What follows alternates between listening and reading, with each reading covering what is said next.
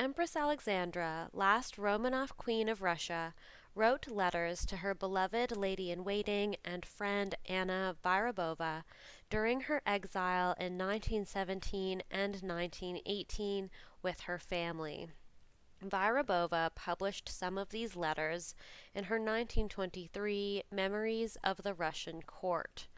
The two blanks referred to in the letters are a male and female who lived in the outside world, according to Vyrubova. These people shuttled letters to and from the Romanovs at Tsarskoye Selo, Tobolsk, and Ekaterinburg. No one seems to have been able to determine who this man and woman were, whether servants, clergy, or aristocrats, and Vyrubova swears to their secrecy. One of the letters written by Empress Alexandra was written on birch bark and smuggled out as they had no paper. Empress Alexandra expresses gratitude for letters written in English to her, which seem to pass the Tobolsk censor. The house that the Romanovs stayed in Tobolsk, the governor's mansion, had also been stayed in by Vyrubova on her trip to Siberia years earlier. You will hear references to various people, including Anna's family, especially her sister, and interestingly, Malama, thought to be Tatiana's lover and gift giver of her dogs Ortipo and Jimmy. It was the Tsarevich's Alexei's spaniel Joy who managed to survive the slaughter at Ekaterinburg in 1918. Ortipo made it as far as Tobolsk and then disappears from the record, and Jimmy did not make it. Vyrubova writes, I give these letters exactly as they were written, suppressing only certain messages of affection too intimate to be made public. Most of the letters were written by the Empress, but one at least came from the Emperor and a number are from the children. To me, these letters are infinitely precious, not only as personal messages, but as proofs of the dauntless courage and deep religious faith of these martyrs of the Russian Revolution. Their patriotism and their love of country never faltered for a single moment, nor did they ever utter a complaint or a reproach against those who had so heartlessly betrayed them. It seems to me impossible that anyone reading these letters, intended only for my own eyes, can continue to misjudge the lives and characters of Nicholas II and the Empress Alexandra Fyodorova. What they reveal is their secret selves, unknown except to those who knew them best, and knowing them, loved them as they deserved to be loved. The first communication to reach me was a brief message from the Empress, dated October 14th, 1917, a short time after the news of my liberation from the fortress reached her in Siberia. My darling, we are thinking constantly of you and of all the suffering you have had to endure. God help you in the future. How are your weak heart and your poor legs? We hope to go to communion as usual if we are to be allowed. Lessons have begun again with Mr. Gibbs also. So glad at last. We are all well. It is beautifully sunny. I sit behind this wall in the yard and work. Greetings to the doctors, the priest, and the nurses in your hospital. I kiss you and pray God to keep you. The hospital the Empress Alexandra refers to is one that Vyrubova initiated for cripples like herself. She was crippled in a train accident in the winter of 1915-1914. A week later, the Empress wrote Vyrubova a long letter in which she ventures a few details of life in Tobolsk. October 21st, 1917. My darling, I was inexpressibly glad to get news of you, and I kiss you fondly for all your loving thoughts of me. There are no real barriers between souls who really understand each other, but still it is natural for hearts to crave expressions of love. I wrote to you on the 14th, and now will try to send this to the same address, but I don't know how long you will remain. I wonder if you got my letter. I had hoped so much you would see Zina and find comfort in her friendship. The expression in the eyes in the photograph which has brought me, the snapshot taken of Vyrubova by Mr. Gibbs soon after she was released from jail, has impressed me deeply, and I wept freely as I looked at it. Ah, God, still he is merciful and will never forget his own. Great will be the reward in heaven. The more we suffer here, the fairer it will be on that other shore, where so many dear ones await us. How are our friends, code for Rasputins, dear children? How well does the boy learn, and where do they live? Dear little owl, I kiss you tenderly. You are in all our hearts. We pray for you and often talk of you. In God's hands lie all things. From this great distance it is a difficult thing to help and comfort a loved one who is suffering. We hope tomorrow to go to Holy Communion, but neither today nor yesterday were we allowed to go to church. We had services at home, last night prayers for the dead, tonight confession and evening prayer. You are ever with us, a kindred soul. How many things I long to say and ask of you. It is strange to be in this house and sleep in the dark bedroom. This was the house and the room Vyrubova occupied in her stay in Tobolsk on her second visit to Siberia. I have heard nothing from Lily Dane, for some time. We are all well. I have been suffering from neuralgia in the head, but now Dr. Kostritsky has come to treat me. We speak often of you.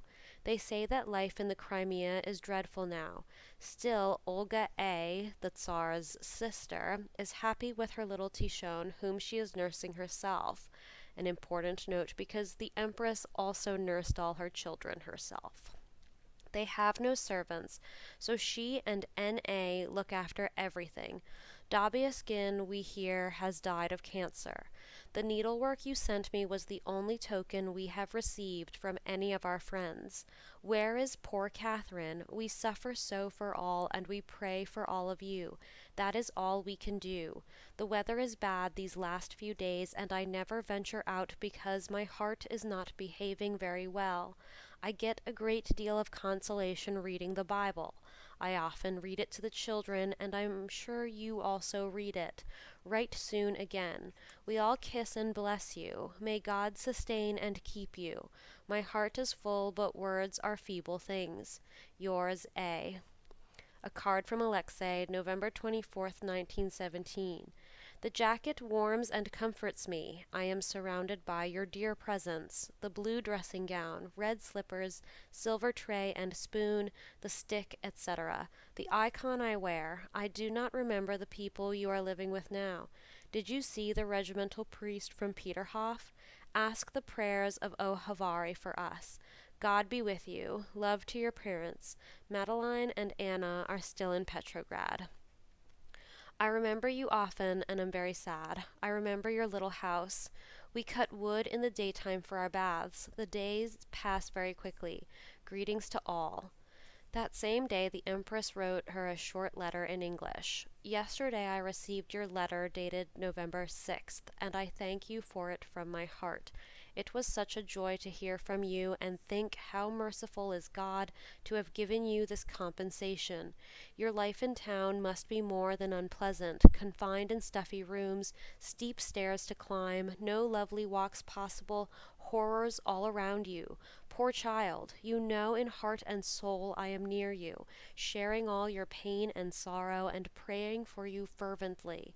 Every day I read in the book you gave me 7 years ago, day by day, and I like it very much.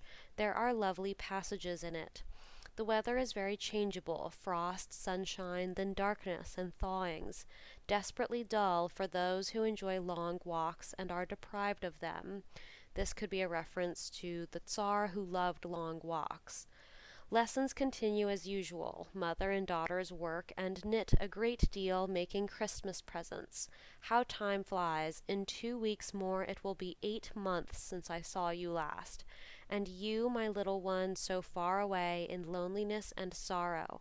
But you know where to seek consolation and strength, and you know God will never forsake you. His love is over all. On the whole, we are all well, since I do not count chills and colds. Alexei's knee and arm swell from time to time, but happily without any pain. My heart has not been behaving very well. I read much and live in the past, which is so full of rich memories. I have full trust in a brighter future. He will never forsake those who love and trust in His infinite mercy, and when we least expect it, He will send help, and will save our unhappy country. Patience, faith, and truth. How did you like the two little colored cards? I have not heard from Lily Dane for 3 months. It is hard to be cut off from all one's dear friends. I am so glad your old servant and Nastia are with you, but where are the maids, Zina and Mania? So Father Makari has left us, but he is really nearer than he was before. Our thoughts will be very close together next month. You remember our last journey, presumably from Tsarskoye Selo, and how Vyrubova was imprisoned, and what followed. After this anniversary, it seems to me God will show mercy. Kiss Praskovia and the children for me. The maid Liza and the girls have not come yet. All of us send tenderest love, blessings, and kisses. God bless you, dearest friend. Keep a brave heart. P.S. I should like to send you a little food, some macaroni, for instance. Up to this time, nearly the end of the year 1917, the imperial family in exile were treated with a certain degree of consideration. They had plenty of food and a limited freedom. In the next letter received from the Empress, dated December 8th, she speaks with gratitude of the fact that some of her favorite books were permitted to be retained by her, and you can learn about this in the Romanov Books video on this channel. As a little later, she overflows with gratitude to one of the Bolshevik commissars, who sent her a few familiar pictures and trinkets from the old home in Tsarskoye Selo. Little by little, however, privileges were taken from the family, and their status became that of criminal prisoners. I leave this to be shown in the letters which follow. On December 8th, 1917, the Empress wrote to me in Russian, a letter which shows how poignantly she and the Emperor felt the desperate situation in Russia. My darling, in thoughts and prayers we are always together. Still, it is hard not to see each other. My heart is so full, there is so much I would like to know, so many thoughts I should like to share with you. But we hope the time will come when we shall see each other, and all the old friends who now are scattered in different parts of the world. I am sorry you had a misunderstanding with one of your best friends. That should never happen. This is no time to judge one's friends, every one of us being on such an unnatural strain. We here live far from everybody, and life is quiet, but we read of all the horrors going on. But I shall not speak of them. You live in their very center, and that is enough for you to bear. Petty troubles surround us. The maids have been in Tobolsk 4 days, and yet they are not allowed to come to our house, although was promised that they should. How pitiful this everlasting suspicion and fear! I suppose it will be the same for Isa, a nickname for Baroness Buxhoveden, lady in waiting. Nobody is now allowed to approach us, but I hope they will soon see how stupid and brutal and unfair it is to keep them, the maids, waiting. It is very cold, 24 degrees of frost. We shiver in the rooms, and there is always a strong draught from the windows. Your pretty jacket is so useful. We all have chilblains on our fingers. You remember how you suffered from them in your cold little house? I am writing this while resting before dinner. Little Jimmy lies near me while his mistress, Tatiana, plays the piano. On the 6th, Alexei Marie and Gillick, Monsieur Gilliard, acted a little play for us. The others are committing to memory scenes from French plays. Excellent distraction and good for the memory. The evenings we spend together. He reads aloud to us, and I embroider.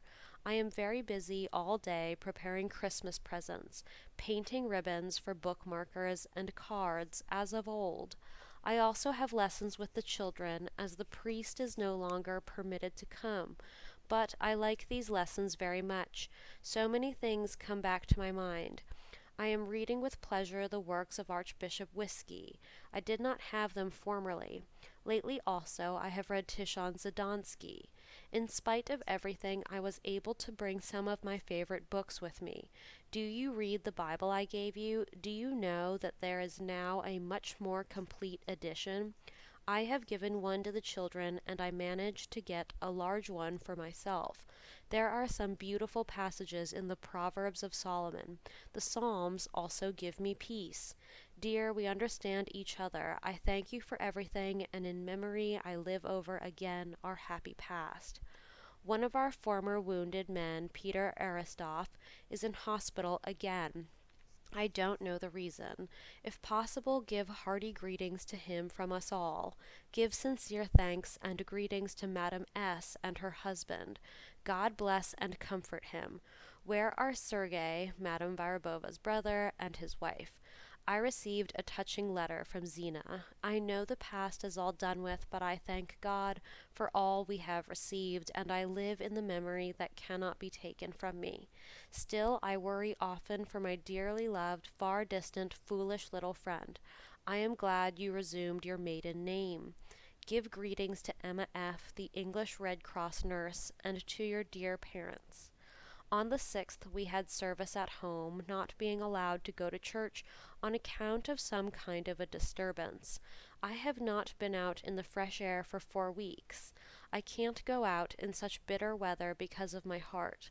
Nevertheless, church draws me almost irresistibly. I showed your photographs to Valia and Monsieur Gilliard. I did not want to show them to the ladies. Your face is too dear and precious to me.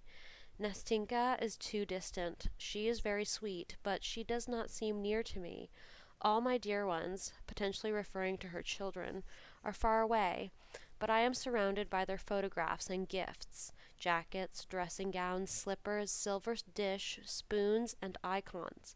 How I would like to send you something, but I fear it would get lost. I kiss you tenderly, love, and bless you. We all kiss you. He, referring to her husband, was touched by your letter of congratulation. We pray for you, and we think of you, not always without tears. Yours. The next day the Empress wrote again. This is the feast day of the Virgin of Unexpected Joy. I always read the day's service, and I know that you, dear, do the same. It is the anniversary of our last journey together to Saratov. Do you remember how lovely it was? The old holy woman, the one who would call Empress Alexandra a martyr, is dead now, but I keep her icon always near me. Yesterday it was 9 months since we were taken into captivity, and more than 4 months since we came here. Which of the English nurses was it who wrote to me? I am surprised to hear Nini Voyakov and her family did not receive the icons I sent them before leaving. Give kind regards to your faithful old servant and Nastia. This year I cannot give them anything for their Christmas tree. How sad. My dear, you are splendid. Christ be with you. Give my thanks to Fathers John and Dosify for their remembrance. I am writing this morning in bed. Jimmy the dog is sleeping nearly under my nose and interfering with my writing, or Tippo the dog lies on my feet and keeps them warm. Fancy the kind Commissar Makarov sent me my pictures 2 months ago.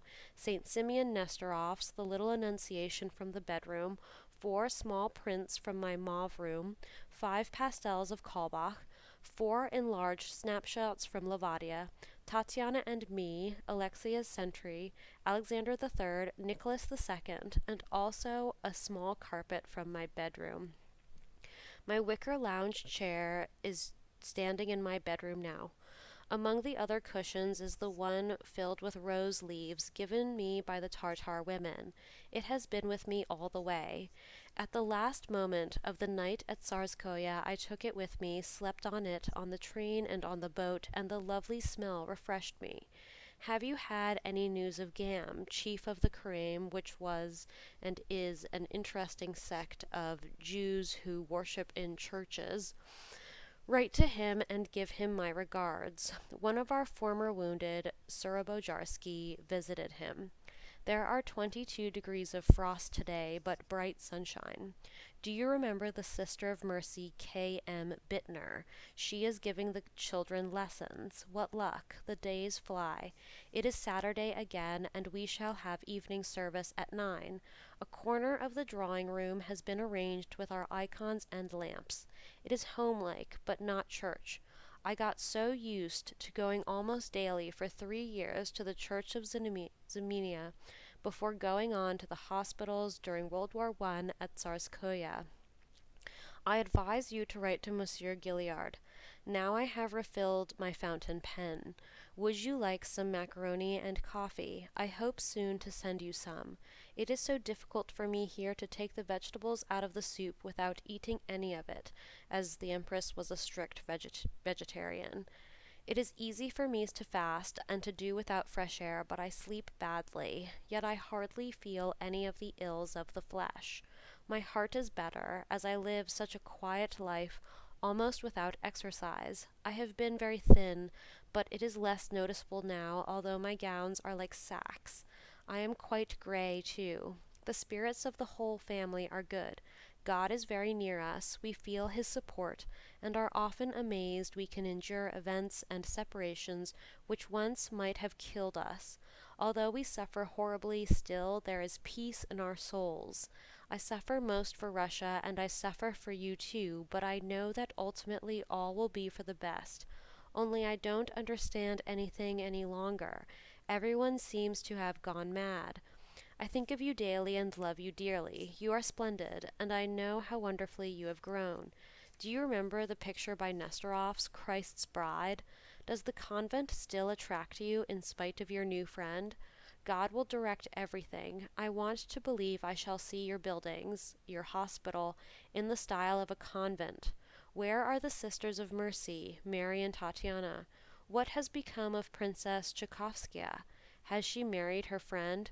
Old Madame Orloff has written to me that her grandson John was killed in the war and his fiancée killed herself from grief. Now they are buried beside his father. My regards to my dear Lancers, to Jacques, Father John, and others. Pray for them all. I am sure God will have mercy on our Russia. Has she not atoned for her awful sins? My love, burn my letters. It is better. I have kept nothing of the dear past. We all kiss you tenderly and bless you. God is great and will not forsake those encircled by his love. Dear child, I shall be thinking of you, especially during Christmas. I hope we will meet again, but where and how is in his hands. We must leave it all to him who knows all better than we.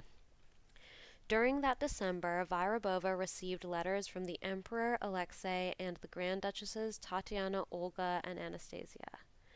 Tobolsk, December 10th, 1917. Thank you so much for your kind wishes on my name day. Our thoughts and prayers are always with you, poor suffering creature.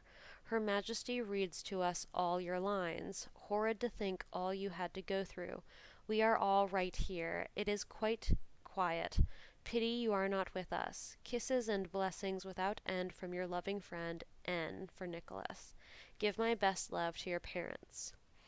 On December 9th, Tatiana wrote, My darling, I often think and pray for you, and we are always remembering and speaking of you. It is hard, we cannot see each other, but God will surely help us, and we will meet again in better times.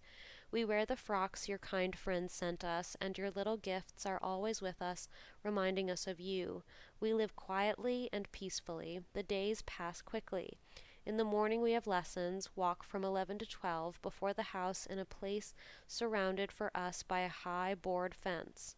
We lunch together downstairs, sometimes Mama and Alexei with us, but generally they lunch upstairs alone in Papa's study. In the afternoon we go out again for half an hour if it is not too cold. Tea upstairs, and then we read or write. Sometimes Papa reads aloud, and so goes by every day. On Saturdays we have evening service in the big hall at 9 o'clock. Until that hour the priest has to serve in the church.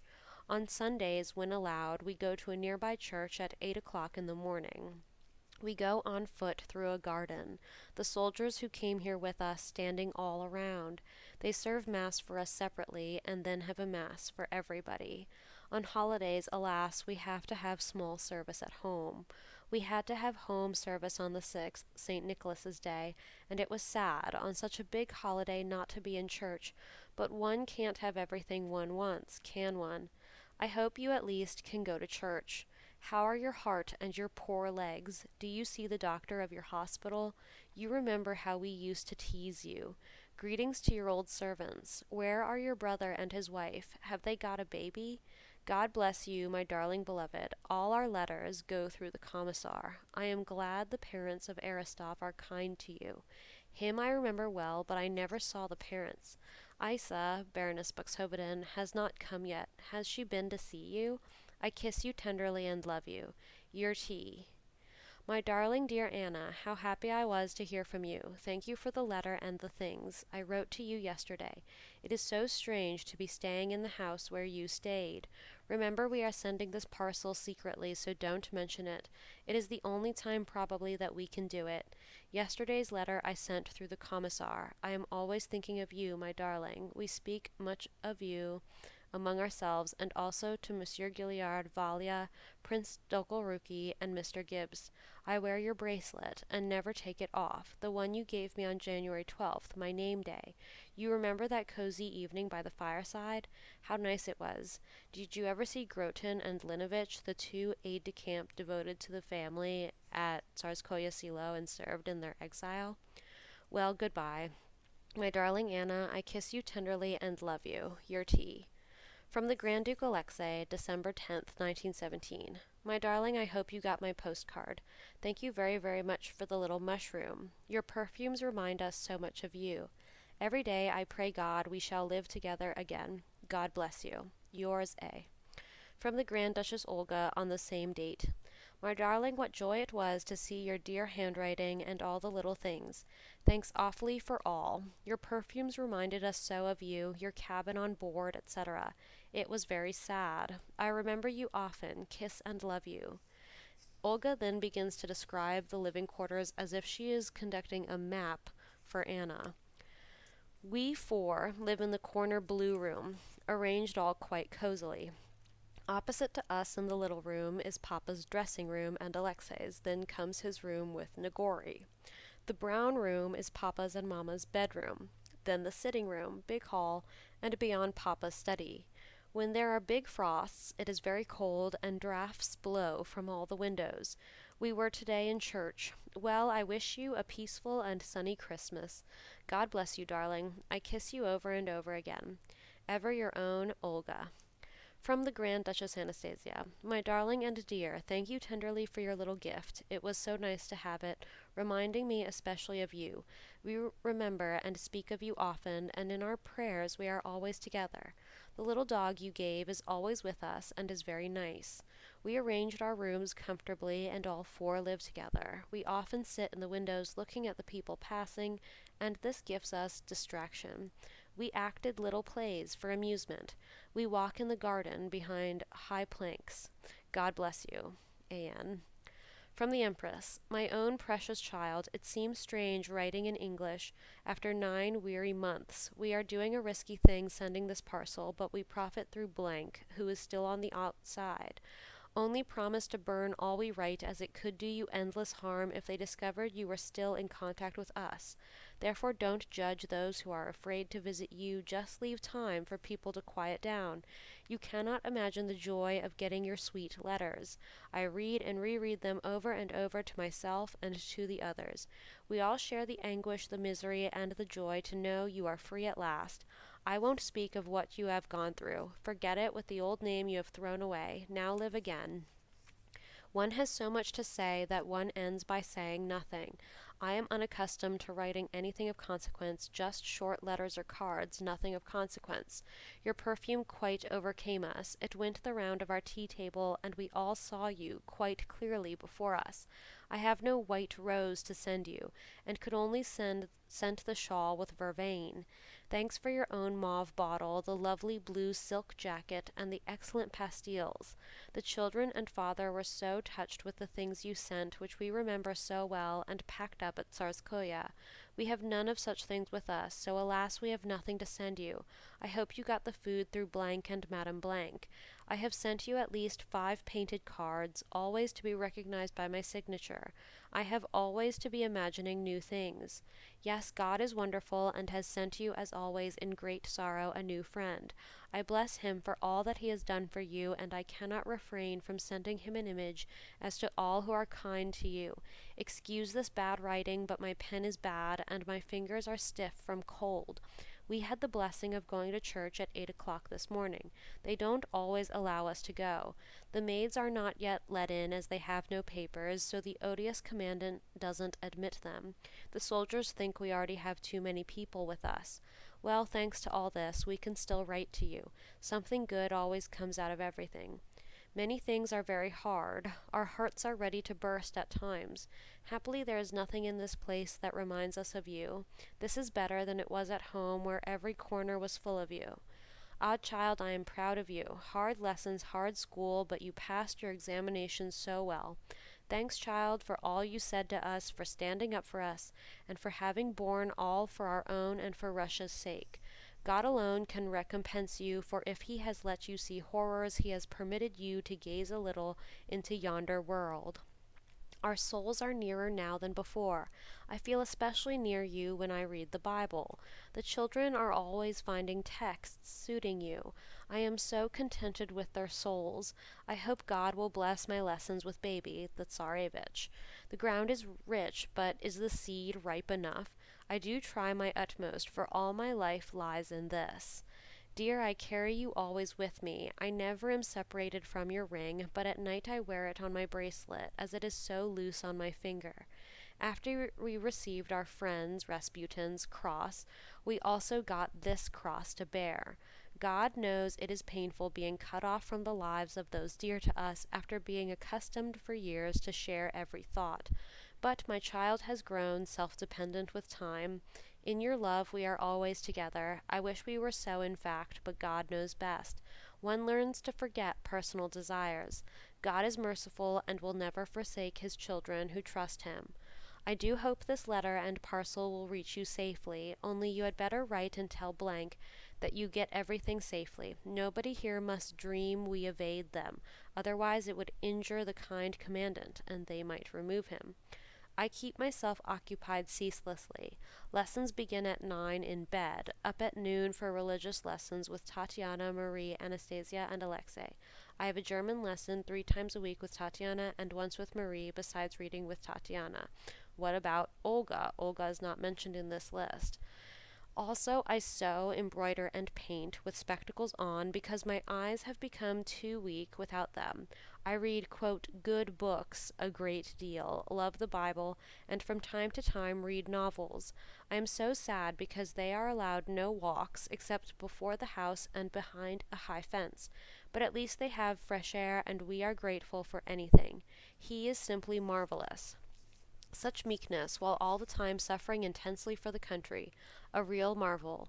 The others are all good and brave and uncomplaining, and Alexei is an angel. He and I dine together and generally lunch so, but sometimes downstairs with the others.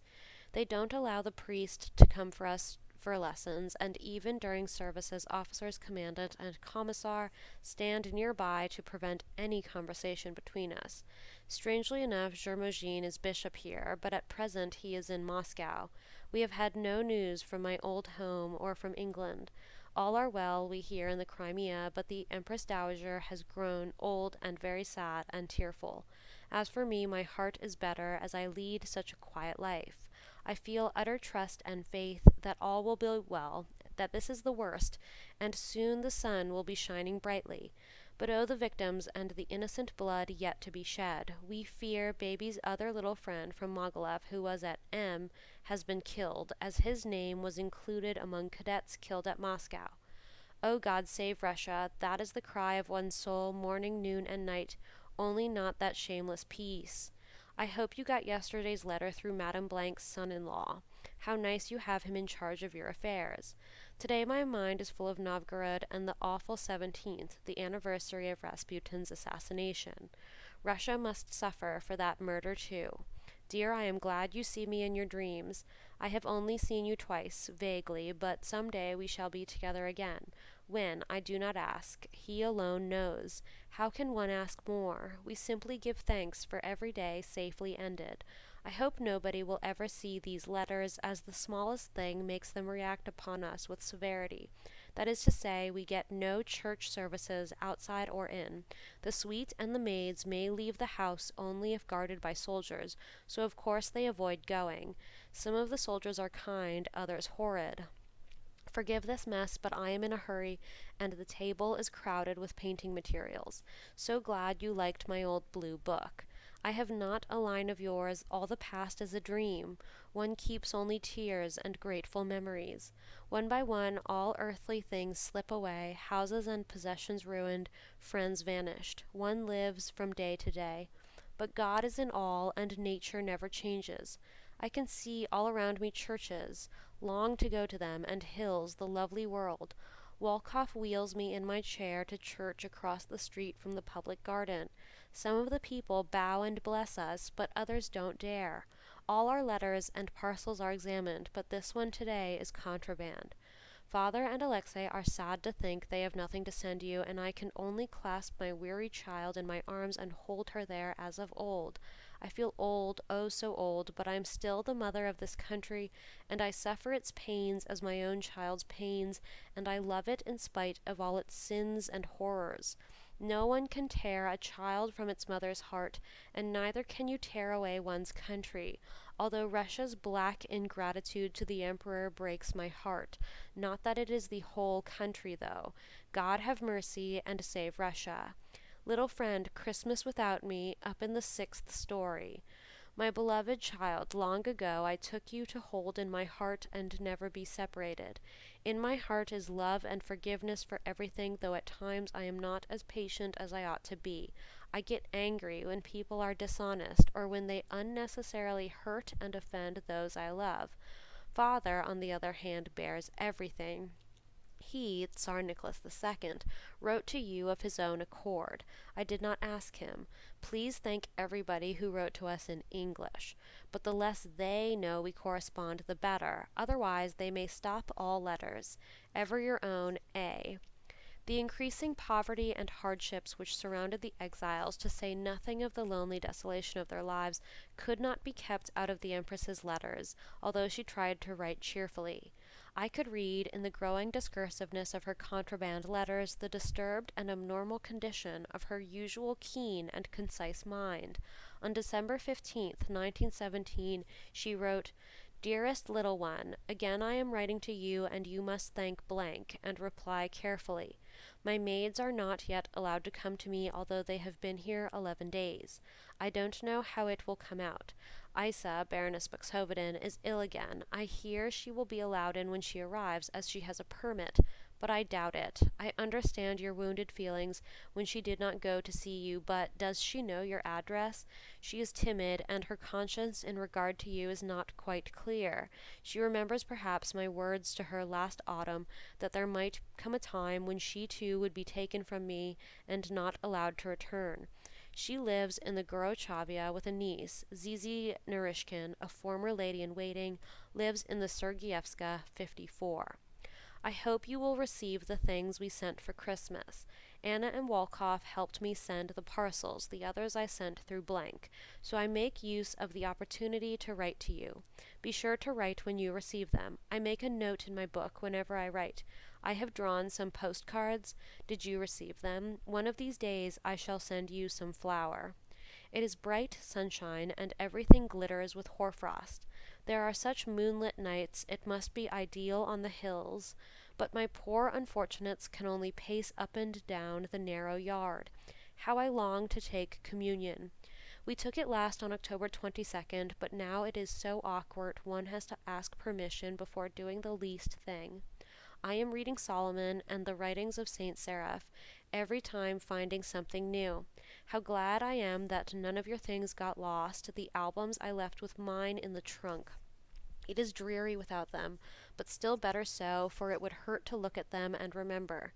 Some thoughts one is obliged to drive away, they are too poignant, too fresh in one's memory. All things for us are in the past, and what the future holds I cannot guess, but God knows, and I have given everything into his keeping. Pray for us and for those we love, and especially for Russia, when you are at the shrine of the all-hearing Virgin. I love her beautiful face. I have asked Chemodorov to take out a prayer, slip of paper with names of you all, on Sunday. Where is your poor old grandmamma? I often think of her in her loneliness and of your stories after you had been to see her. Who will wish you a happy Christmas on the telephone? Where is Sergei and his wife? Where is Alexander Pavlovitch? Did you know that Lenovitch has married, and Groten also, straight from the fortress after serving as aides de camp to us? Have you seen Mania Rabinder? This summer they were still at Pavlovskoye, but since we left we have heard nothing of them. Where are Bishops Isidore and Melchizedek? One of the monks named Isidore penned a very scathing review of Rasputin. It might not be the same person.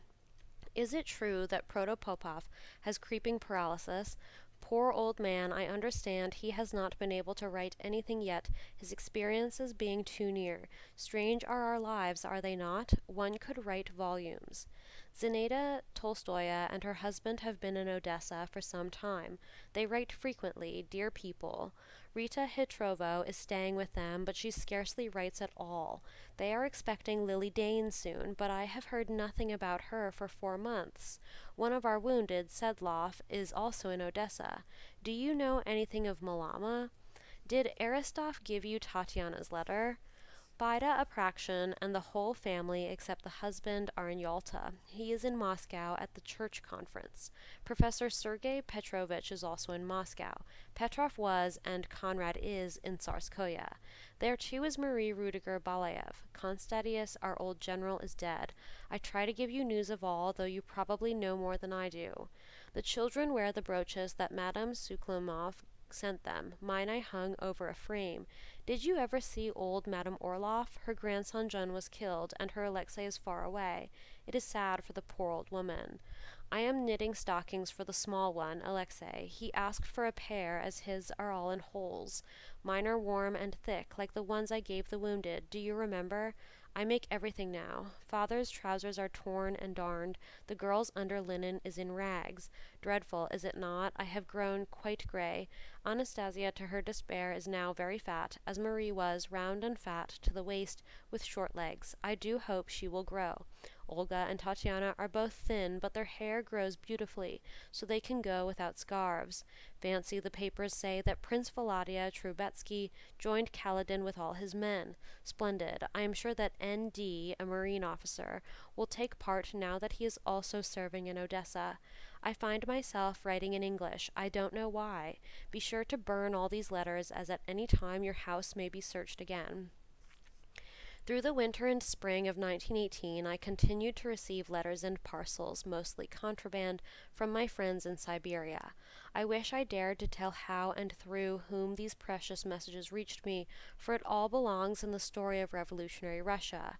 It illustrates the truth, often demonstrated, that tyranny and oppression can never kill the spirit of freedom in human beings. There are always a minority of people who hold their lives cheap by comparison with liberty, and in such people lives deathlessly the inspiration of fidelity to those they love, no matter how relentlessly the loved ones are persecuted. Poor as I was, poor as was the small group of friends who worked with me to communicate with the imperial family, we managed to get to them the necessities they lacked. Dangerous and difficult as travel was in those days, every traveler being almost certain to be searched several times along the way, there were three, two officers and a young girl, who at the risk of imprisonment and death by the most unspeakable torture, calmly and fearlessly acted as emissaries back and forth between Petrograd and remote Tobolsk. They had friends along the way, but how they managed, through months of constant peril, to carry on their work is one of those mysteries which, to my mind, are not wholly earthly. On January 9th, 1918, I received the following Christmas letter from the Empress. Thank you, darling, for all your letters, which were a great joy to me and to us all. On Christmas Eve I received the letter and the perfume, then more sent by little blank. I regret not having seen her. Did you receive the parcels sent through the several friends, flour, coffee, tea, and lapsha? The letters and the snapshots sent through blank, did you get them? I am worried as I hear all parcels containing food are opened. I begin today to number my letters, and you must keep account of them. Your cards, the small silver dish, and Lily's tiny silver bell I have not been able to receive. We all congratulate you on your name day. May God bless, comfort, strengthen you, and give you joy. Believe, dear, that God will yet save our beloved country. He will not be unforgiving. Think of the Old Testament and the suffering of the children of Israel for their sins, and now it is we who have forgotten God, and that is why they, unclear who she means by they, perhaps Bolsheviks, perhaps certain groups, perhaps a certain religion, perhaps the Soviet government, cannot bring any happiness. How I prayed on the 6th that God would send the spirit of good judgment and the fear of the Lord. Everyone apparently lost their heads. The reign of terror is not yet over, and it is the sufferings of the innocent which nearly kills us. What do people live on now that everything is taken from them, their homes, their incomes, their money? We must have sinned terribly for our Father in heaven to punish so frightfully, but I fairly and unfalteringly believe in the end he will save us. The strange thing about the Russian character is it can so suddenly change to evil, cruelty, and unreason, and can as suddenly change back again. This is in fact simply want of character. Russians are in reality big, ignorant children. However, it is well known that during long wars all bad passions flame up. What is happening is awful, the murders, the persecutions, the imprisonments, but all of it must be suffered if we are to be cleansed, new born. Forgive me, darling, that I write to you so sadly. I often wear your jackets, the blue and the mauve, as it is fearfully cold in the house. Outside the frosts are not often severe, and sometimes I go out and sit on the balcony. The children are just recovering from scarlatina, except Anastasia, who did not catch it.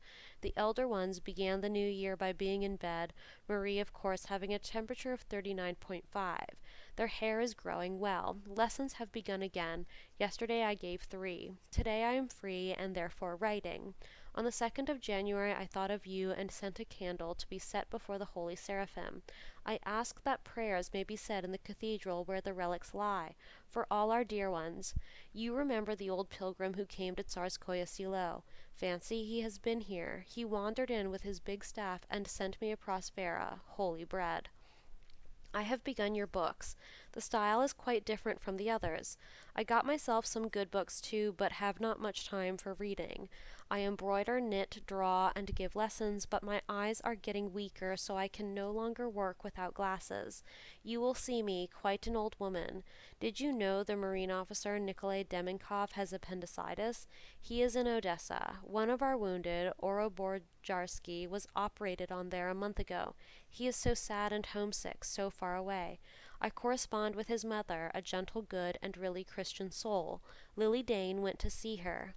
I trust you received the painted cards I put in the parcel of provisions. Not all were successful. If you receive my letters, just write, thanks for number 1, etc. My 3 maids and Isa are still not allowed to come to us, and they are very much distressed, just sitting idle. But blank is of better use on the outside.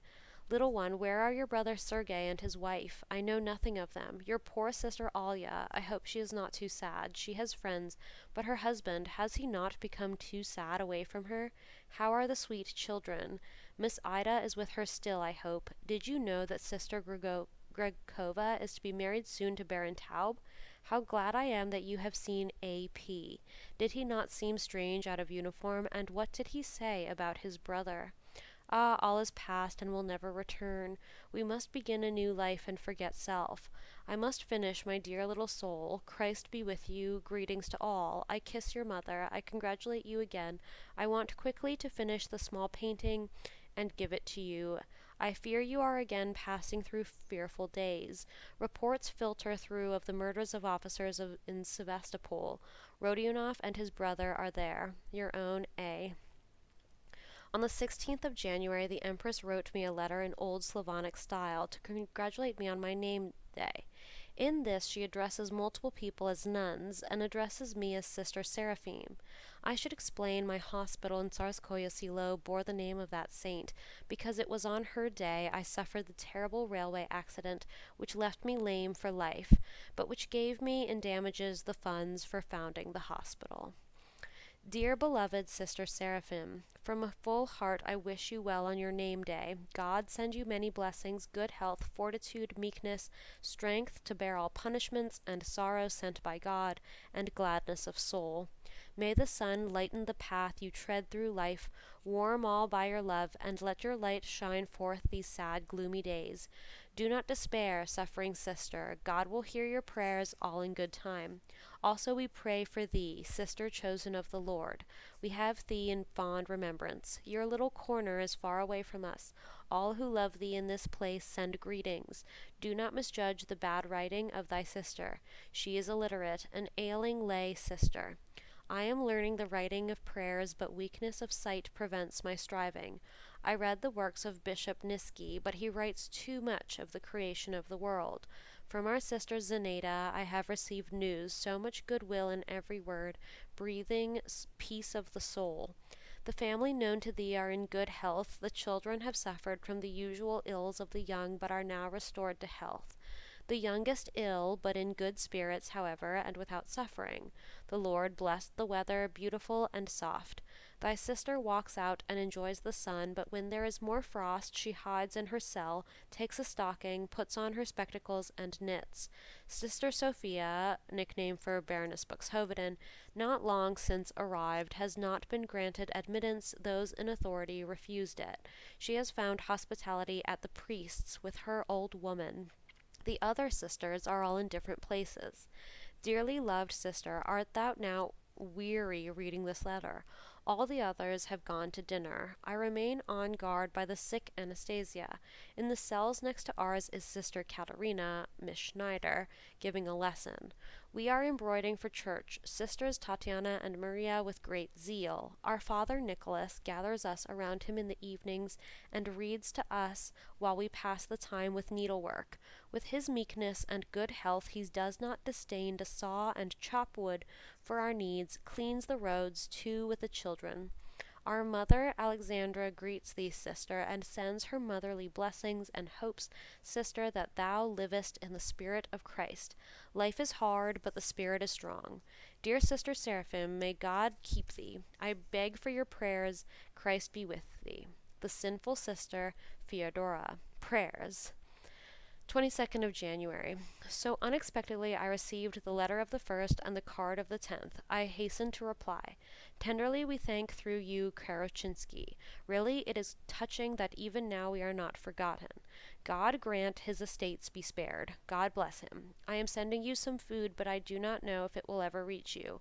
Often we think of you. I wrote to you on the 16th through the hospital, on the 17th a card by Mr. Gibbs, and on the 9th 2 letters by blank.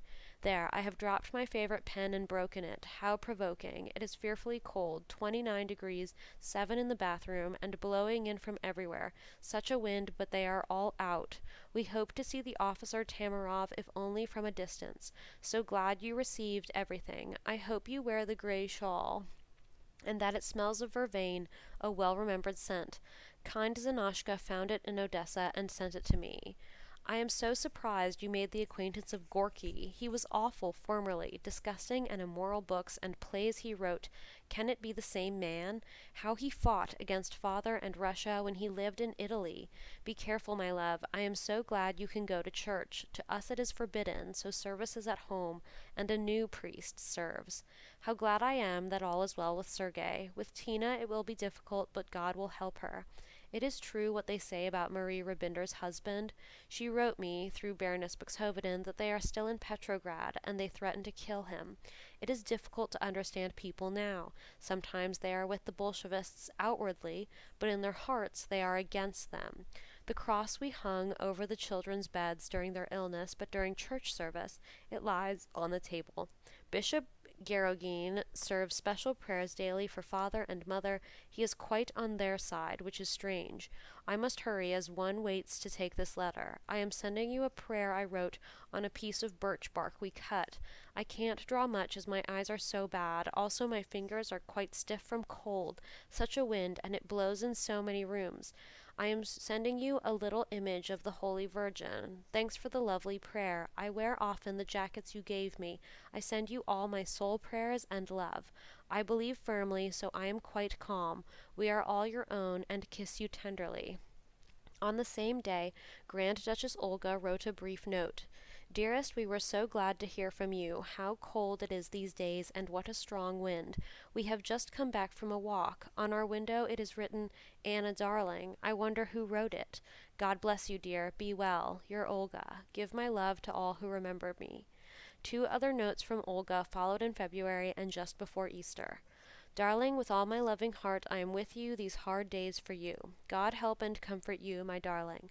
On Mamma's table stands the mauve bottle you sent her, and which reminds us so much of you. There is much sun, but great frosts also, and winds, and very cold in the rooms, especially in our corner room, where we live as before. All are well, and we walk much in the yard. There are many churches around here, so we are always hearing bells ringing. God bless you, darling. How sad your brother and sister are not with you. Your own Olga. We all congratulate you tenderly with the coming Easter, and wish you to spend it as peacefully as anyone can now. I always think of you when they sing during Mass the prayer we used to sing together on the yacht. I kiss you, Olga. The other children also wrote. Grand Duchess Tatiana wrote 2 short but characteristic notes, the first one on Vyrubova's name day, January 12th. In all these letters it will be seen how confidently the family look forward to a future of freedom and happiness. The constant optimism in the midst of ever-increasing surveillance and cruelty is Vyrubova's excuse for including notes of slight general interest. Tatiana wrote first. You remember the cozy evenings by the fireside? How nice it was. Did you see again Groton and Linovitch, the faithful aide-de-camp? Well, good-bye, my darling Anna. God bless you. Good-bye. Till when? Your tea. My beloved darling, how happy we are to get news from you. I hope you got my letters. I think often of you, and pray God to keep you from all harm and help you. I am glad you know the Aristofs now. We get such good letters from Zina. She writes so well. There are many sadnesses in these days. God be with you. It is very cold. Papa wears his Cossack uniform, and we remember how much you liked it.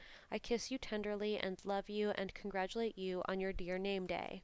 From the Grand Duchess Marie. Good morning, my darling. What a long time since I have written to you, and how glad I was to get your little letter.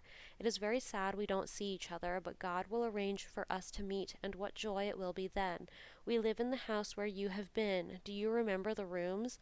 They are quite comfortable when a little arranged. We walk out twice every day. Some of the people here are kind. Every day I remember you and love you very much. Mr. Gibbs gave us photographs he made of you. It was so nice to have them. Your perfumes remind us so much of you. I wish you every blessing from God, and kiss you tenderly. Don't be sad. Love to all yours. Your loving Marie. My darling beloved, how are you? We are all well, walk much in the yard, and have a little hill down which we can slide. There is much frost these days, so Mamma sits at home. You will probably get this in February, so I congratulate you on your name day. God help you in future and bless you. We always remember and speak of you. May God guard all your ways. Don't be sad, dear. All will be well, and we shall be together again. I kiss you tenderly. Marie. Alexei wrote that same month of January 1918. My darling Anna, we were so glad to have news from you and to hear that you got all our things. Today there are 29 degrees of frost, a strong wind, and sunshine. We walked and I went on skis in the yard. Yesterday I acted with Tatiana and Gilliard a French piece. We are now preparing another piece. We have a few good soldiers with whom I play games in their rooms. Kolya Derivenko comes to me on holidays. Nagarina, the sailor, sleeps with me. As servants we have Volkov, Sednov, Troop, and Shemodorov. It is time to go to lunch. I kiss and embrace you. God bless you. The remaining letters from the Empress, dating from the end of January to the last days of April 1918, are uncomplaining, yet are full of suffering and the prescience of tragic events to come. I do not believe the Empress ever lost faith in the ultimate happiness of her beloved family, but her keen mind fully comprehended the terrible march of events in the torn empire, and she knew trials and still greater trials had to be faced by the Emperor and herself. Her courage in the face of this certain conviction is beyond any praise of mine. On the 23rd of January she wrote, my precious child, there is a possibility of writing to you now as Blank leaves here on the 26th. I only hope no one robs him on the way. He takes you 2 pounds of macaroni, 3 pounds of rice, and a little ham. It is so well Blank does not live with us. I have knitted stockings and knitted you a pair. They are men's size, but they will do under Valenki and when it is cold in the rooms. Here we have 29 degrees of frost and 6 in the big room. It is blowing terribly. I was keenly touched by the money you sent, but do not send any more, as for the present we have all we need. There have been days when we did not know what to do. I wonder what you are living on. The little money you had I put it in the box with your jewels. My fingers are so stiff I can hardly hold my pen. I am glad your rooms are so comfortable and so light, but it must be difficult for you to climb the long staircase. How are your poor back and legs? I know nothing about Lily Dane, and from my 2 sisters and my brother I have heard nothing for a year. Only one letter from my sister Elizabeth, Grand Duchess Ella, last summer. Olga Alexandrovna, sister of the Emperor, writes long letters to the children, all about her boy, whom she adores and nurses herself. The grandmamma, I think, is getting very old and is very sad. Toodles has 4 in her room. They say that Marie P., Grand Duchess Marie Pavlovna, lives well in Kislotsk. Both her sons are with her, and she receives all the Beaumont from Petrograd. This is a false rumor, and Marie Pavlovna was not living in a good condition, which you can learn more about in her videos on this channel, Memories of a Princess. Marika, Princess Galitzine, lives there also and is expecting a baby. Mariana Ratkova has bought a house there and receives on Thursdays. Mr. Gibbs asks about you, also Toodles, and my big Nyota Demidov. The little doggie lies on my knees and warms them. It is mortally cold, but in Petrograd there is probably worse. Darkness, hunger, and cold. God help you all to bear it patiently. The worse here, the better in yonder world. It hurts to think how much bloodshed will have to be before better days come. Darling, I send you all my love, and am so sad I can send you little else. I embroider for the church when my eyes allow me, otherwise I knit, but soon I shall have no more wool. We can't get any here, too dear and very bad. I have had a letter from Shura Petrovskia, who is taking care of her brother's children. She sews boots and sells them. In October the children got a letter from their old nurse in England, the first one from there. What rot they publish about Tatiana in the newspapers. Do you see your new friend and Saviour often? How is he? Love to your kind parents. I would love to write you certain things of interest, but just now there are many things one can't put in a letter. The little one, Alexei, has put on a sweater, and the girls wear Valenki in their rooms. I know how sad you would feel. The kind servant Sednov just brought me a cup of cocoa to warm me up. How do you pray with the rosary, and what prayers do you say on every 10th? I generally say Our Father and to the Holy Virgin, but should one say the same prayer to the end? I looked for it in books, but did not get any information. I long so to go to church, but they allow us that only on great holidays. So we hope to go on the 2nd of February, and on the 3rd I shall order prayers at the relics for you. How is poor old Sukhomlinov? Where is Sasha? I suppose one may completely trust the little officer you sent. I asked him to make the acquaintance of the priest who served us before, a most devoted and energetic man, a real fighting priest, more than spiritual perhaps, yet with a charming face and a constantly sweet smile, very thin, long gray beard, clever eyes. His feeling for us is known all over the country now by the good ones, therefore they took him away, but perhaps better so, as he can do more now. The bishop is quite for father and mother, and so is the patriarch in Moscow, and it seems most of the clergy. Only you must be careful about what sort of people come to you. I am so anxious about your seeing Gorky. Be prudent, and don't have any serious conversations with him. People will try to get around you, as before. I don't mean real friends, honest meaning people, but others who for personal reasons use you as their shield. Then you will have the brutes after you again. I am racking my brains what to send you, as one can get nothing here at all. Our Christmas presents were all the work of our own hands, and now I must give my eyes a rest. How pleased I was that Princess Aristov has spoken so kindly of us. Give her and also her son our love. Where does he serve now? The people here are very friendly, lots of Kyrgyz. When I sit in the window they bow to me, if the soldiers are not looking. What dreadful news about the robbing of the sacristy in the Winter Palace. There were so many precious relics and many of our own icons. They say it has been the same in the church of Gachina. Did you know the portraits of my parents and of father have been utterly destroyed? Also my Russian court dresses and all the others as well. But the destruction of the churches is the worst of all. They say it was the soldiers from the hospital in the Winter Palace who did it. We here, the soldiers in Smolny, have seized all available food and are quite indifferent to the prospect of people starving. Why was money sent to us rather than having been given to the poor? True, there were for us some very difficult times where we could not pay any bills, and for 4 months the servants had to go without any wages. The soldiers here were not paid, so they simply took our money to keep them quiet. All this is petty, but it makes great trouble for the commandant. The Hofmarschall Chancellery is still in existence, but when they abolish it I really don't know what we shall do. Well, God will help, and we will still have what we need. I think often of Livadia and what may be happening there. They say that many former political prisoners are stationed there. Where is our dear yacht, the Standard? I am afraid to inquire about it. My God, how I suffered when I heard you were imprisoned on the Polar Star yacht. I cannot think of the yacht. It hurts too much. It is said our commissar is about to be removed, and we are so rejoiced. His assistant will leave with him. They are both terrible men, Siberian convicts formerly.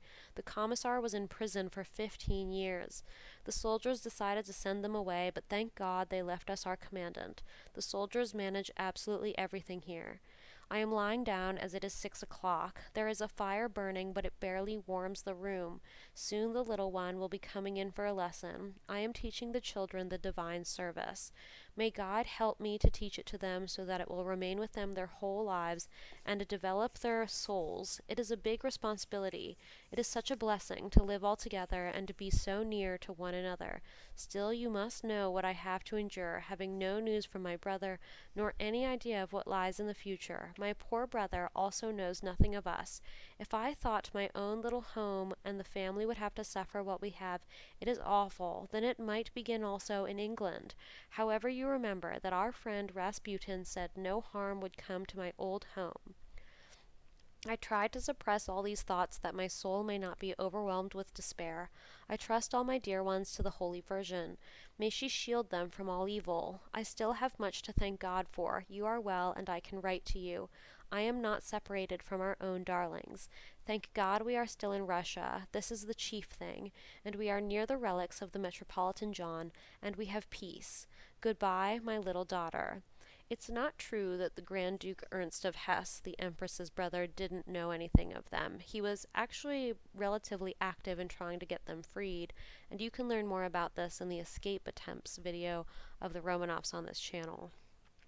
Old friends continued to be very dear to the exiled Empress, and she kept up her interest in all their affairs. How much better it would be if Tina, Vyrubova's sister-in-law, could have gone to Odessa to have her baby, not far from Sergei, and where kind Zinochka could have looked after her and arranged everything. But now the Romanians have taken Kishinev, Sergei has probably left, and they are together again. Sharing hardships will cause their love to increase and strengthen. How is Olya, Vyrubova's sister's health? Was it Mariana's former husband, Der Felden, who was killed in the south? Her mother and family live in Boris's house. I sometimes see Baroness Buxhoveden in the street, from the window. The Sister of Mercy, Tatiana Andreevna, is now in Petrograd taking care of her sister. Later she will return to Moscow. She seems rather nervous. Give our greetings to our old confessor, Father Afnasy, Father Alexander, and my poor old Zayo. I don't know anything about my second servant, Kondratiev. What has become of our chauffeurs and the coachman, Konkov? Is old General Shvedov still alive? Holy Virgin, keep my daughter from all danger, bless and console her. February 5th, 1918. My own darling little one, how terribly sad I am for you about the death of your own dear father, and that I could not be with you to help and console you in your great sorrow. You know I am with you in my prayers. May Christ and the Holy Virgin comfort you and wipe the tears from your eyes. May God receive his soul in peace. Tomorrow morning I will ask Anushka to go and order service for him for 40 days near the relics. Alas, we can pray only at home. In him we both lost a true friend of many years. Father and the children suffer with you, tenderly kiss you, and know all your sensitive heart feels. As your telegram went by post, I don't know what day God took him to himself. Is it possible it was the same day you wrote to me? I am so glad you saw him daily, but how did it happen, your poor father? For himself one must thank God. So many hardships to live through, no home, and everything so bad. I remember how it was foretold to us by Rasputin that he would die when Sergei married, and you two women are all alone now. I wonder if your brother-in-law was there to help you, or your kind uncle. I shall try to write to his address a long letter, and also to your mother. Tell her I kiss her tenderly, and how much we always loved her and honored your father. He was a rare man. Don't cry. He is happy now, rests and prays for you at the throne of God. I am glad you received my 2 letters. Now you will get 2 more. What your little messenger will tell you about your dear ones is for yourself alone. What horrors go on at Yalta and Alexandra. My God, where is the salvation for us all, and for the poor officers? All the churches being ruined, nothing held sacred any more. It will finish in some terrible earthquake, or something like it, as the chastisement of God. May he have mercy on our beloved country. How I pray for Russia. They say the Japanese are in Tomsk and keep good order there. I hope you got our little parcel. As we have no sugar, I shall send you a little honey, which you can eat during Lent. We still live by the old style, but probably shall have to change. Only I don't know how it will be then with Lent and all the services. The people may be very angry if 2 weeks are thrown out. That is why the calendar change was never done before. The sun shines and even warms us in the day. I feel that God will not forsake us, but will save us, though all is so dark and tears flow everywhere. My little one, don't suffer too much. All this had to be. Only, my God, how sorry I am for the innocent ones killed everywhere. I can't write any more. Ask your mother to forgive the mistakes I shall make in writing to her in Russian, and I cannot express myself as warmly as I would like to. Goodbye, my darling. I am sending you letters from Father and the children. 2nd of March, 1918. Darling child, thanks for all from Father, Mother, and the children. How you spoil us all by your dear letters and gifts. I am very anxious going so long without news from you, especially as rumors came that you were gone. Alas, I can't write you as I would wish for fear that this may fall into other hands. We have not yet received all you have sent. It comes to us little by little. Dear child, do be careful of the people who come to see you. The way is so slippery, and it is so easy to fall. Sometimes a road is cleared through the snow on which one's true friends are to walk, and then the road becomes still more slippery. We are all right, and I am now a real mistress of a household, going over accounts with Monsieur Gilliard. New work and very practical. The weather is sunny. There are even sunburned, and even when the frost comes back it is warmer in the sun. I have sat twice on the balcony and sometimes sit in the yard. My heart has been much better, but for a week I have had great pains in it again. I worry so much. My God, how Russia suffers. You know I love it even more than you do, miserable country, demolished from within and by the Germans from without. Since the revolution, they have conquered a great deal of it without even a battle. If they created order now in Russia, how dreadful would be the country's debasement, to have to be grateful to the enemy. They must never dare to attempt any conversations with father or mother. We hope to go to communion next week if they allow us to go to church. We have not been since the 6th of January. I shall pray to the rosary you have written. Kiss your poor mother. I am glad you took some of your things from the hospital. Best love to poor G. Sokolmanov. What terrible things you are living through. On the whole, we are better off than you. Soon spring is coming to rejoice our hearts. The way of the cross first, then joy and gladness. It will soon be a year since we parted, but what is time? Life here is nothing, eternity is everything, and what we are doing is preparing our souls for the kingdom of heaven. Thus nothing after all is terrible, and if they do take everything from us, they cannot take our souls. Have patience, and these days of suffering will end. We shall forget all the anguish and thank God. God help those who see only the bad and don't try to understand that this will pass. It cannot be otherwise. I cannot write all that fills my soul, but you, my little martyr, understand it better than I. You are farther on than I. We live here on earth, but we are already half gone to the next world. We see with different eyes, and that makes it often difficult to associate with people who call themselves and really are religious. My greatest sin is my irritability. The endless stupidity of my maid, for instance. She can't help being stupid. She is so often untruthful, or else she begins to sermonize like a preacher, and then I burst. You know how hot-tempered I am. It is not difficult to bear great trials, but these little buzzing mosquitoes are so trying. I want to be a better woman, and I try. For long periods I am really patient, and then breaks out again my bad temper. We are to have a new confessor, the second in 7 months. I beg your forgiveness too, darling. Day after tomorrow is the Sunday before Lent, when one asks forgiveness for all one's faults. Forgive the past and pray for me. Yesterday we had prayers for the dead, and we did not forget your father. A few days ago was the 26th anniversary of my father's death. I long to warm and comfort others, but alas, I do not feel drawn to those around me here. I am cold towards them, and this too is wrong of me. The cowardly yielding of the Bolshevik government to the triumphant Germans was a source of constant suffering to the Empress. In subsequent letters written that spring, she speaks almost indifferently of the cold and privations suffered in the house of Tobolsk, but she becomes passionate when she writes of the German invasion. What a nightmare it is that it is Germans who are saving Russia from communism and restoring order. What could be more humiliating for us? With one hand the Germans give, and with the other they take away. Already they have seized an enormous territory. God help and save this unhappy country. Probably he wills us to endure all these insults, but that we must take them from the Germans almost kills me. During a war one can understand these things happening, but not during a revolution. Now Batum has been taken. Our country is disintegrating into bits. I cannot think calmly about it. Such hideous pain in heart and soul. Yet I am sure God will not leave it like this. He will send wisdom and save Russia, I am sure. It will always be to me an immense gratification that in the midst of her great pain and sorrow for Russia's piteous plight, our small group of friends in Petrograd and those brave souls who dared risk their lives as message-bearers were able to get to the forlorn family in Siberia at least the necessities of life of which a cruel and inefficient government deprived them. The Empress, who all her life had but to command what she wanted for herself and her children, was grateful, pathetically grateful, for simple garments, cheap little luxuries, even the materials for needlework, which we were able to convey. She thanks me almost effusively for jackets and sweaters we sent to her and the girls in cold rooms. The wool was so soft and nice, but the linen she feared was almost too fine.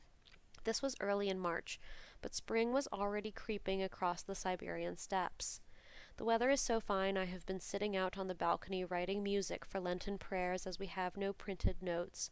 We had to sing this morning without any preparation, but it went, well, not too badly. God helped. After service we tried to sing some prayers with the new deacon, and I hope it will go better tonight. On Wednesday, Friday, and Saturday mornings we were allowed to go to the 8 o'clock morning service in church. Imagine the joy and comfort. The other days we 5 women will sing during the home service. It reminds me of Lavadia and Orianda. This week we shall spend the evenings alone with the children as we want to read together. I know of nothing new. My heart is troubled, but my soul seems tranquil as I feel God is always near. Yet what are they deciding on in Moscow? God help us. Peace, and yet the Germans continue to advance farther and farther in, wrote the Empress on March 13th in Russian. When will it all finish? When God allows. How I love my country with all its faults. It grows dearer and dearer to me, and I thank God daily for that. He allowed us to remain here and did not send us farther away. Believe in the people, darling. The nation is strong and young and soft as wax. Just now it is in bad hands, and darkness and anarchy reigns. But the King of Glory will come and save, strengthen, and give wisdom to the people who are now deceived. For some reason, the Empress seemed to feel the Lenten season of 1918 was destined to end in an Easter resurrection of Russia.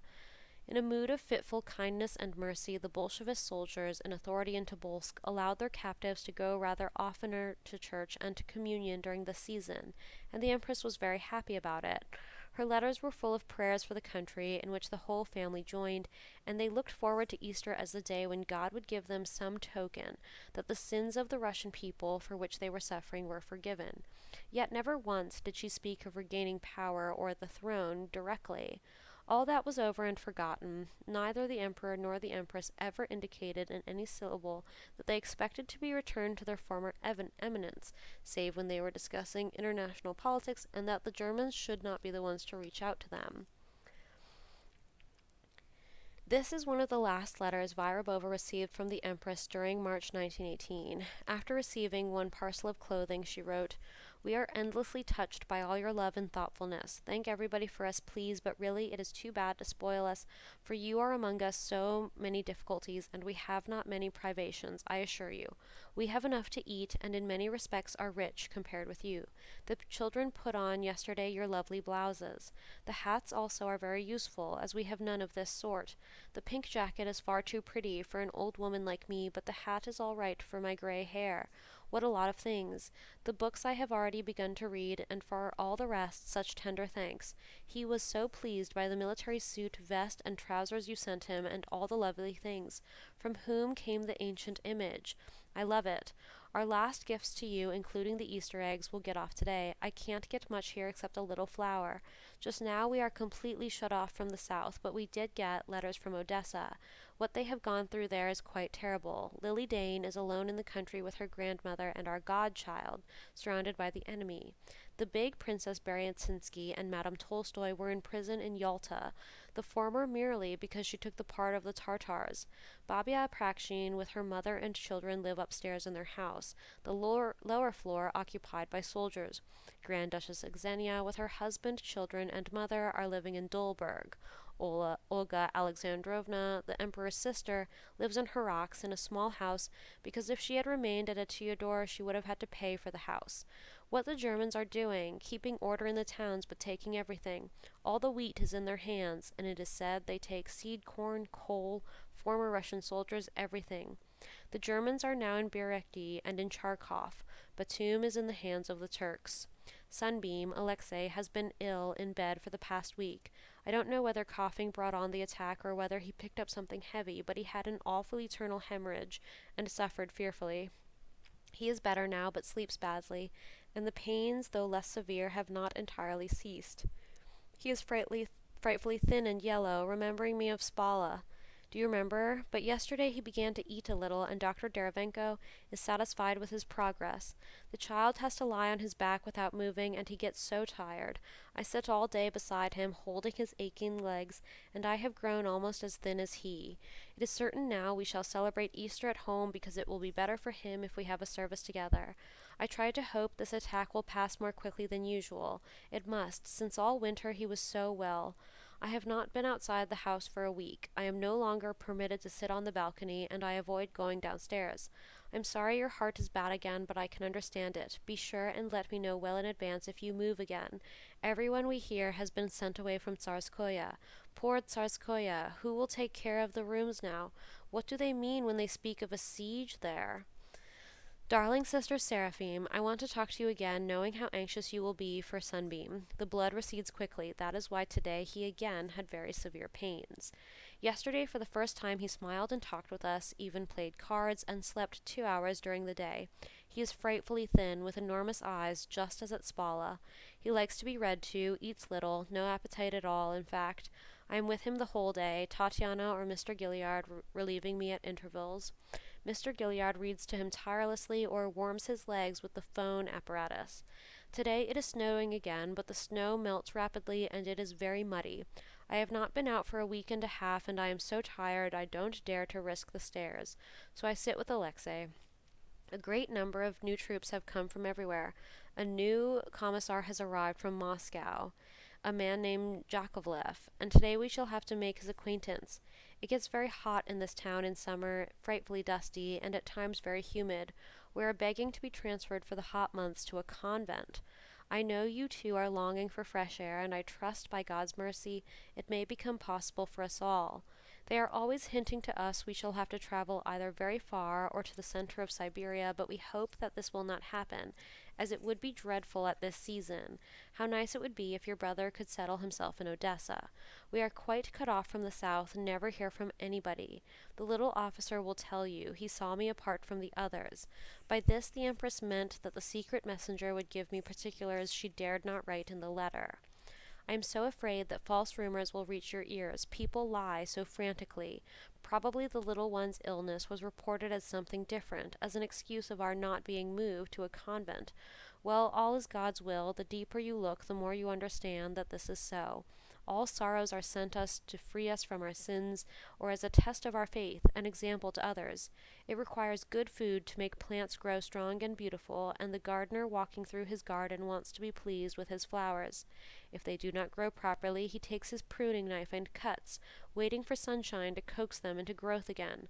I should like to be a painter and make a picture of this beautiful garden and all that grows in it. I remember English gardens, and at Lavadia you saw an illustrated book I had of them, so you will understand. Just now 11 men passed on horseback, good faces, mere boys. This I have not seen the like of for some time. They are the guard of the new commissar. Sometimes we see men with the most awful faces. I would not include them in my garden picture. The only place for them would be outside, where the merciful sunshine could reach them and make them clean from all the dirt and evil which with they are covered.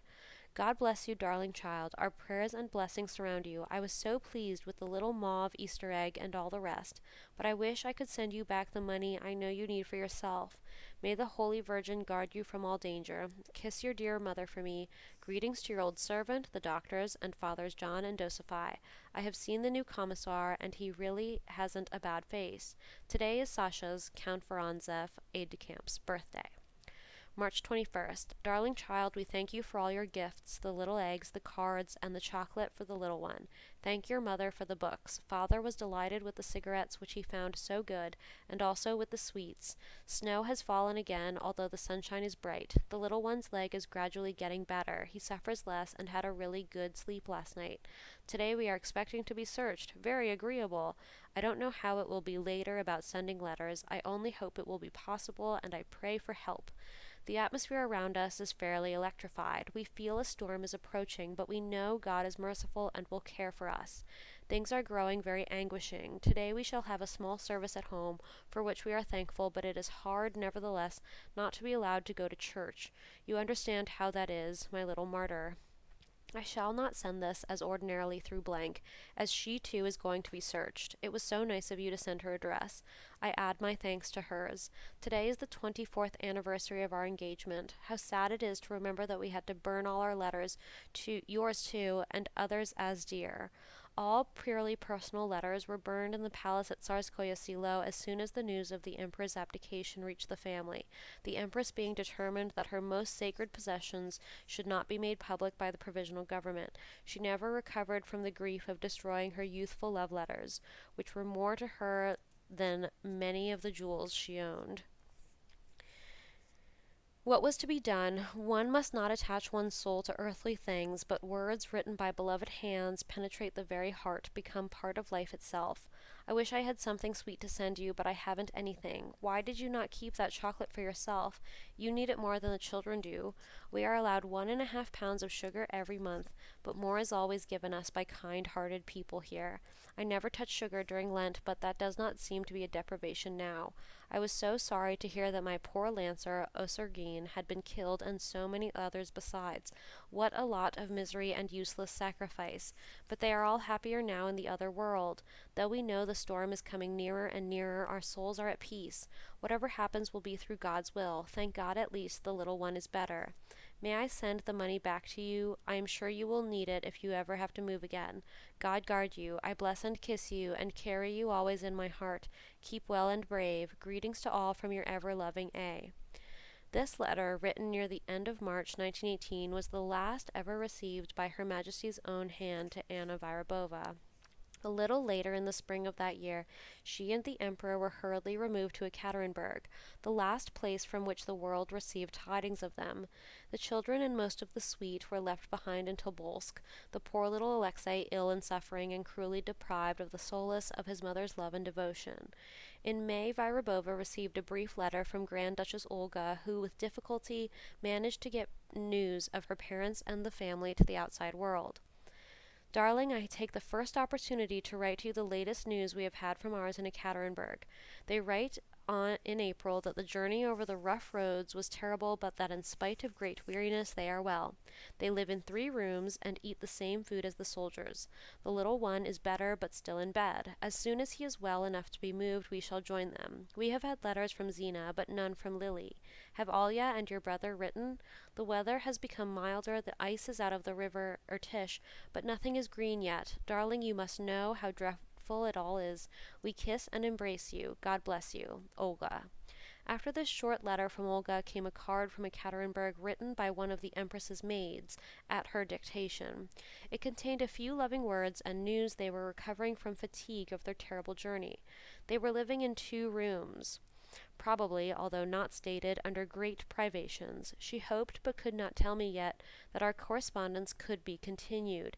It never was. I had a card a little later from Mr. Gibbs saying he and Monsieur Gilliard brought the children from Tobolsk to Ekaterinburg, and the family was again united.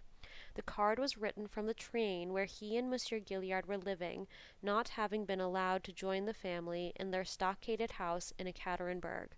Mr. Gibbs had an intuition that both of these devoted tutors were soon to be sent out of the country, and such proved to be the case. This was my last news of my Empress and of my sovereigns, best of all my earthly friends.